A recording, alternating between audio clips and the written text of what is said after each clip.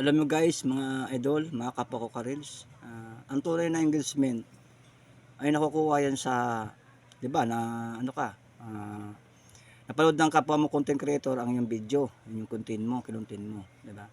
Hindi mo na kailangan pa silang hanapin eh.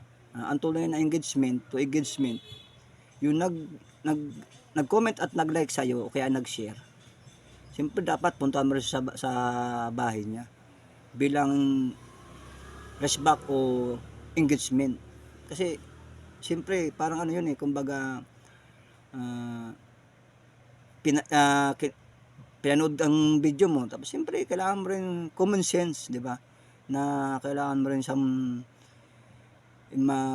magantihan ng para maging masaya naman ang kapwa nating content creator, di ba? Bukod sa doon guys, umakit din ako sa mga bahay nila. Isa lang pinapanood nila sa akin na video. Pero sila minsan ginagawa kong dalawa o pinakamataas tatlo.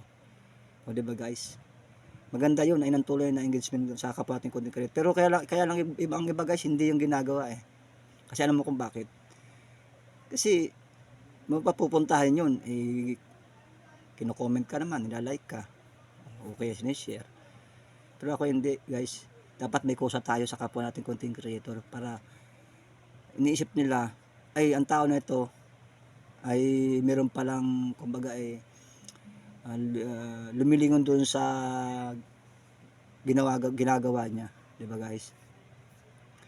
Pati bukod doon guys, yung mga dumadaan pa sa wall ko ay nilalike ko rin sila at kino-comment. Pero bisa pag nagugustuhan ko naman yung mga content nila, siyempre i-share ko.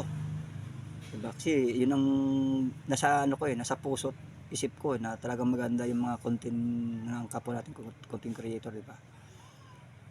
O, diba guys? Hindi na kayo mahirapan guys. Isang video ko, tatlo ang respect sa inyo. Diba guys? Maganda yun. Yan ang tuloy na engagement to engagement sa kapwa natin content creator.